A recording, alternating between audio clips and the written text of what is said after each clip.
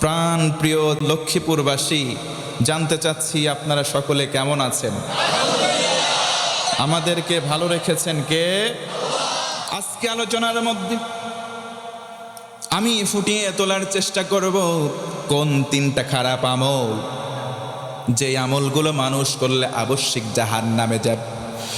এমন তিনটা খারাপ কাজ, এমন তিনটা বাজে অভ্যাস, যেই তিনটা বাজে অভ্যাস বান্দা বান্দির ভেতরে থাকলে আবশ্যিক জাহান্নামে যাওয়া লাগবে। কেউ যদি শিরিক করে, আল্লাহ রব্বুল আলামিন বান্দাকে সুন্দর করে জানায়া দিলেন, গোলাম তুমি যদি শিরিক করো, মুশরিক হবা, তোমার জন্য জাহান্নাম অবধারিত, জান্নাত তোমার জন্য হারাম। আল্লাহ রব্বুল আলামিন বলেন, ইন্নাহু মান ইউশরিক বিল্লাহি ফাকাদ হারামাল্লাহু আলাইহিল জান্নাহ ওয়া মাওয়াহুন নার। আল্লাহ রাব্বুল আলামিন বলেন, নিশ্চয়ই যাহারা আল্লাহর সঙ্গে শিরিক করবে, অর্থাৎ যারা মুশরিক হয়ে যাবে, তাদের জন্য জান্নাতটা আমি রব্বুল আলামিন হারাম করে দিলাম। তার মানে বোঝা গেল, যাদের জন্য জান্নাত হারাম তাদের জন্য জাহান্নামের দ্বার উন্মুক্ত হয়ে যাবে। অর্থাৎ শিরকের আমল যাদের মধ্যে থাকবে তারা সরাসরি জাহান্নামে যাবে। ঘোষণা কার? আজকের সময় এসে যুবক বন্ধুগণ মনোযোগ বাড়াও। মোবাইল সবাই কম বেশি ইউজ করি। আজকে মোবাইলের ভেতরে হোয়াটসঅ্যাপ, মেসেঞ্জার, ইমো, এমনকি টেলিগ্রাম পর্যন্ত আমরা ব্যবহার করি। এই যে আমরা অনেক ইমোজি ব্যবহার করি, ও যুবক বন্ধু, ইমোজির ভিতরে দেখবা অনেকগুলো মূর্তির ছবি আছে। কারো শিং বাড়ানো, কারো হাত বাড়ানো, বিভিন্ন মূর্তির ছবি আছে। বেধর্মীরা কৌশলে আমাদেরকে মুশরিক বানায়, অথচ আমরা টের পাই না। ও মুসলমান, এই জন্য শিরিক মুক্ত জীবন গঠন করার জন্য যা যা করা দরকার আমরা করার জন্য সচেষ্ট হব। হিম্মত নিয়ে বলেন ইনশাআল্লাহ। আল্লাহ রাব্বুল আলামিন আরো বলেন, ইন্নাল্লাহা লা ইয়াগফিরু আন ইউশরাকা বিহি ওয়া ইয়াগফিরু মা দুনা যালিকা লিমান ইয়াশা। আরো জোরে বলা লাগবে আল্লাহু আকবার। আল্লাহ রাব্বুল আলামিন শিরকের গুনাহ বাদে অন্য সকল গুনাহ যদি মাফ করে দেন, কিন্তু আল্লাহ রাব্বুল আলামিন শিরকের গুনাহ মাফ করবেন না। পড়েন না আউযুবিল্লাহ। ইন্নাশ শিরকা লাযুলমুন আযীম। নিশ্চয়ই শিরিক হলো সব চাইতে বড় জুলুম। ও মুসলমান, বলেন তো, যে জুলুম করে তাকে জালেম বলা হয়, কোনো সন্দেহ আছে নাকি? যেই ব্যক্তি জুলুম করে তাকে জালেম বলে। ও মুসলমান, যারা শিরিক করে তারা যেমন ভাবে মুশরিক তেমনি ভাবে তারা জালেম। তারা যেমনি ভাবে মুশরিক তেমনি ভাবে জালেম। নবী আমার বলেন, আয-যুলমু যুলুমাতুন ইয়াউমুল কিয়ামাহ। এই যে জালেমের জুলুম কিয়ামতের দিন ঘোর তামাশার মধ্যে তাকে ফেলে দেবে, ঘোর অন্ধকারাচ্ছন্ন পরিস্থিতির মধ্যে তাকে ফেলে দেবে। এমন অবস্থায় নিপতিত হবে, সেখান থেকে তার সম্মুখ পানে কিছুই দেখতে পারবে না। ডাইনে বামে এমনকি পেছনের দিকে ঘোর তামাশাচ্ছন্ন হয়ে যাবে। চিৎকার করে বলেন আল্লাহু আকবার। আল্লাহ রাব্বুল আলামিন শিরকের বিপরীত দিলেন, সেটার নাম হলো ঈমান। মুসলমান, বলেন তো, আমাদের কলিজায় ঈমান আছে না নাই? তার মানে বোঝা গেল আবশ্যিক জাহান্নামের আমল হলো, সেটার নাম শিরিক। আর আবশ্যিক জান্নাতে যাওয়ার একটা আমল আছে, সেটার নাম হলো ঈমান। কথা বলেন ঠিক কিনা? আল্লাহ রাব্বুল আলামিন বলেন, আল্লাহু ওয়ালিয়ুল্লাযীনা আমানু ইউখরিজুহুম মিনাজ-যুলুমাতি ইলান-নূর। আমার আল্লাহ বলেন, ও গোলাম, আল্লাহু ওয়ালিয়ুল্লাযীনা আমানু, নিশ্চয় আমি আল্লাহ ওলি হয়ে যাব, বন্ধু তোমার অভিভাবক হয়ে যাব। একটা কন্ডিশন, একটা শর্ত, তুমি যদি মুমিন হও আমি আল্লাহ তোমার ওলি হব। কোন সুবহানাল্লাহ। ওলি হওয়ার পরে আমার কি ফ্যাসিলিটি হবে, উপকার কি হবে? আল্লাহ বলেন গোলাম উপকার কি হবে শোনো, আমি আল্লাহ তোমাকে আমার কুদরতে হাত দিয়ে ধরবো, অন্ধকার থেকে টেনে বের করব, আলোর পথ তথা জান্নাতের পথে তোমাকে ইস্তেকামাত রাখবো। জোরে কোন সুবহানাল্লাহ। ও মুসলমান, এই জন্য বলেন ঈমান আনার দরকার আছে না নাই? আল্লাহ বলেন গোলাম ইন্নাল্লাযীনা ক্বালু রাব্বুনাল্লাহ সুম্মা ইসতাকামু তাতানাজ্জালু আলাইহিমুল মালায়েকা আল্লা তাখাফু ওয়া লা তাহজানু ওয়া আবশিরু বিল জান্নাতিল্লাতী কুনতুম তুআদুন। বান্দারে যদি রবকে রব বলো, ও লক্ষ্মীপুরের ভাইয়েরা বলেন তো আমাদের রবকে? আল্লাহ বলেন বান্দা কেউ যদি আল্লাহকে বলে রব, আল্লাহ তুমি আমার রব, তুমি আমার সব, এই কথা বলার পর সুম্মা ইসতাকামু অটল কিংবা অবিচল থাকলো, আল্লাহ বলেন দুইটা পুরস্কার সঙ্গে সঙ্গে দান করব। এক নম্বর হলো তাতানাজ্জালু আলাইহিমুল মালায়েকা, বান্দারে তুমি একদিন মারা যাবা অন্তিম লগ্নে।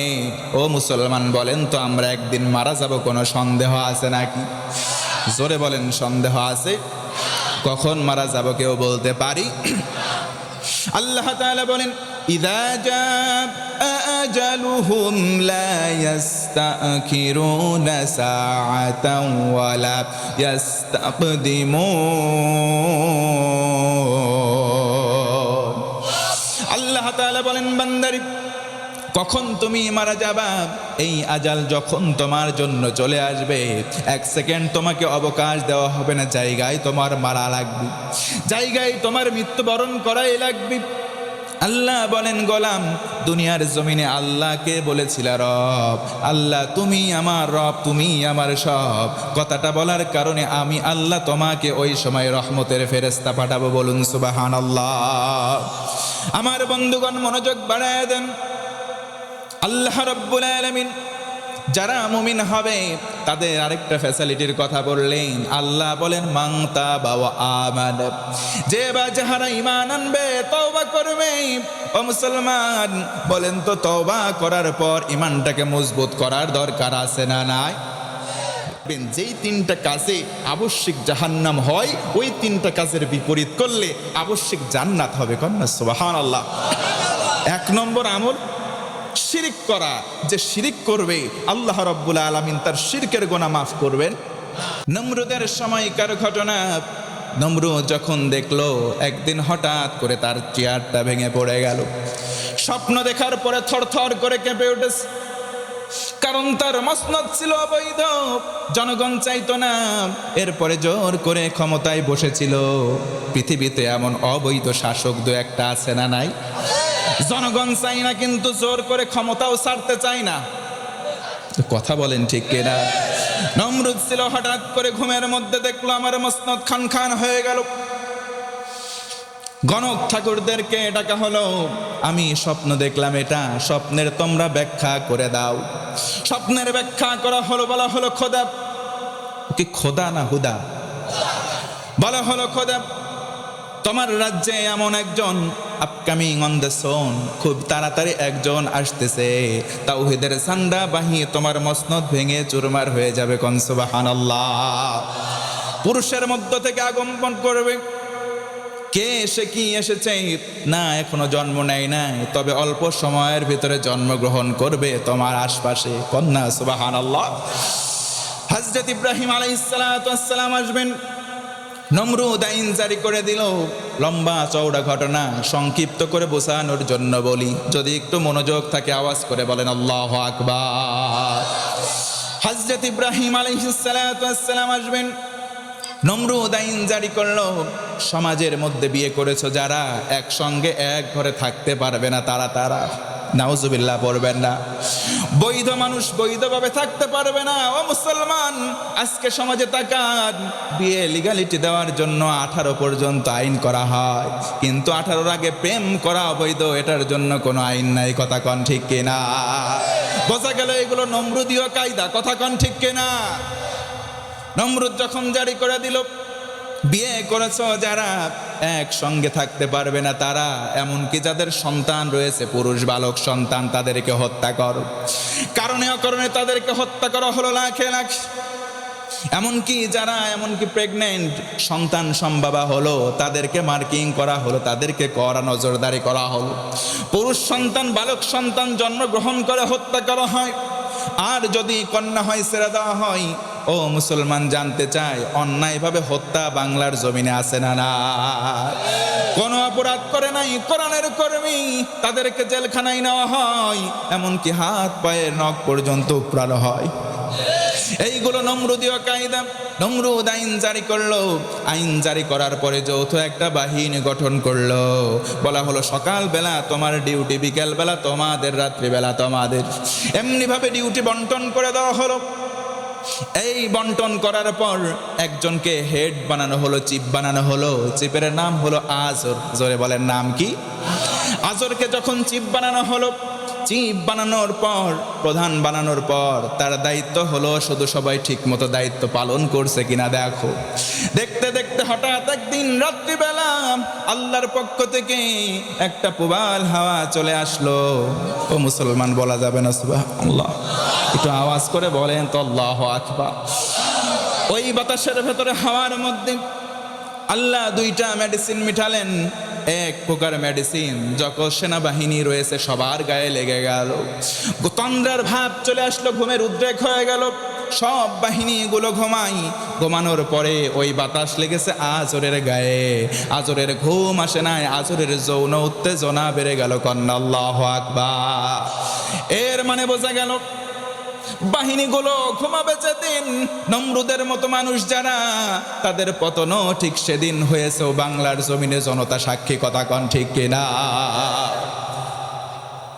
আজর ঘুমানো হবার দিন সবাই যখন ঘুমের কোলে ব্যস্ত, চিন্তা করলো, হারে এই যে সময় যায়, আমার স্ত্রীর সঙ্গে কতদিন দেখা নাই, মিথ্যা খোদার জ্বালাই।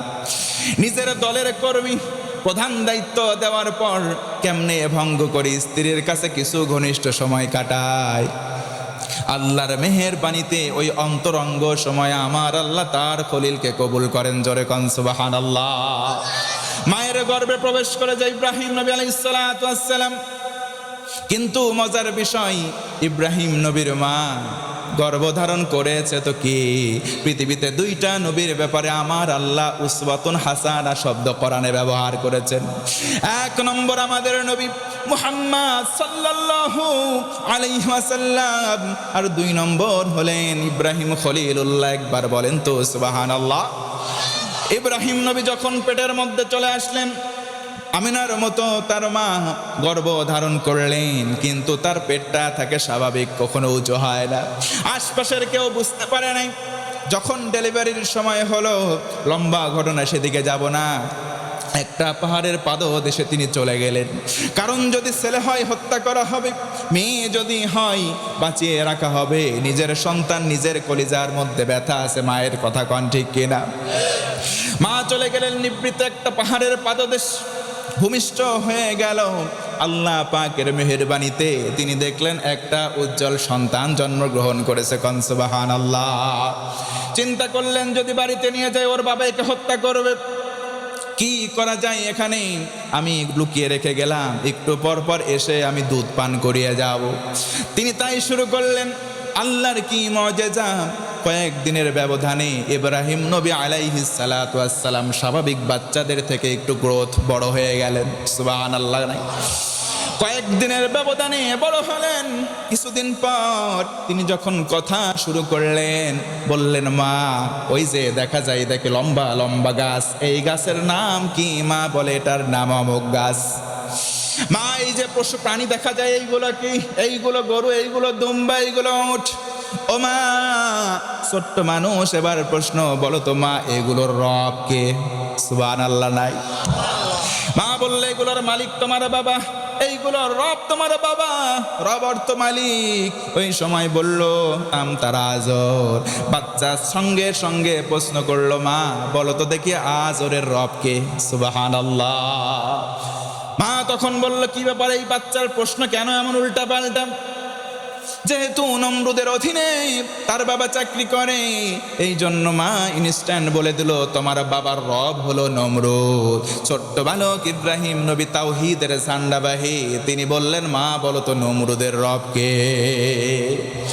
মা তখন মুখটা চেপে ধরেছে, মুখের উপরে আঘাত, ছোট্ট করে আঘাত। বাবারে এতক্ষণ যা বলেছিস এই কথা সমাজে বলা যাবে না, যদি বলিস তোর নামে মিথ্যা মামলা হবে, হামলা হবে, মৃত্যুদণ্ডও হতে পারে। ছোট্ট ছোট্ট ইসলামী আন্দোলনের কর্মীদেরকে তাকান, ও আমার মা যারা আমার কণ্ঠ শোনেন তাদেরকে বলি, মা আমরা সেই ইব্রাহিম নবীর চেতনা লালন করি, কথা কন ঠিক কিনা? আমাদের বাচ্চারাও যদি ইসলামী আন্দোলনের কর্মীতে সামিল হয়ে যায়, আপনি তাদের মুখ বন্ধ করবেন না, কারণ তারা তাদের বাপের কথা বলে না, দাদা 14 বংশের কথা বলে না, তারা তাওহীদের কথা বলে, কথা বলেন ঠিক কিনা? ইব্রাহিম নবীকে মুখ চাপিয়ে দেওয়া হলো, নবী আমার মন খারাপ করলেন, একা একা চলে গেলেন, দেখলেন আহারে আমার রবকে এটা জানতে হবে, সুবহানাল্লাহ পড়ে। তিনি দেখতে পেলেন ছোট্ট একটা তারকা, চিন্তা করলেন এটা আমার রব হতে পারে, কিন্তু না, একটু পরে দেখলেন একটা বড় চাঁদ দেখা যায়, ভাবলেন এটাই হয়তো আমার রব। আবার যখন রাত্রি শেষ হয়ে গেল, চাঁদ যখন নাই হয়ে গেল, তখন চিন্তা করলেন না এটাও আমার রব নয়। সকালবেলা যখন সূর্যটা উদয় হলো, চিন্তা করলেন এটা হয়তো আমার রব হবে। সন্ধ্যা যখন অস্তমিত হয়ে যাবে, তখন সূর্য ডুবে যায়, ডুবু অবস্থায় চিন্তা করলেন যে এই জিনিস ডুবে যায়, হারিয়ে যায়, সেইগুলো আমার রব হতে পারে না, সুবহানাল্লাহ কোন। তিনি চিন্তা করলেন ইন্নী ওয়াজ্জাহতু ওয়াজহিয়া লিল্লাযী ফাতারাস সামাওয়াতি ওয়াল আরদা হানিফা ওয়া মা আনা মিনাল মুশরিকিন।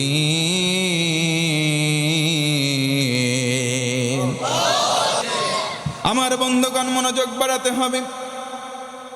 1 নম্বর খারাপ কাজ, কেউ যদি মুশরিক হয়ে যায়, শিরক করে, আল্লাহ রাব্বুল আলামিন তাকে জাহান্নামী করবেন। 2 নম্বর খারাপ আমল হলো আল্লাহ রাসূলের অবাধ্য হওয়া। ও মুসলমান জানতে চায় আল্লাহ রাসূলের অবাধ্য মানুষ 2-1টা আছে না? না। আল্লাহ রাব্বুল আলামিন বলেন وَمَن يَعْصِ اللَّهَ وَرَسُولَهُ وَيَتَعَدَّ حُدُودَهُ يُدْخِلْهُ نَارًا خَالِدًا فِيهَا। আল্লাহ রাব্বুল আলামিন বলেন, যে বা যাহারা আল্লাহ এবং তার রাসূলের অবাধ্য হয়ে যায়, আল্লাহ রাব্বুল আলামিন তাদেরকে সীমালঙ্ঘনকারী বলে আখ্যা দেন। শুধু তাই নয়, তাদেরকে জাহান্নামে দেওয়া হবে, জাহান্নামে স্থায়ী থাকবে। ও মুসলমান বলেন তো, আল্লাহর রাসূলের বিরুদ্ধে বাংলার জমিনে কিছু মানুষ আছে না নাই?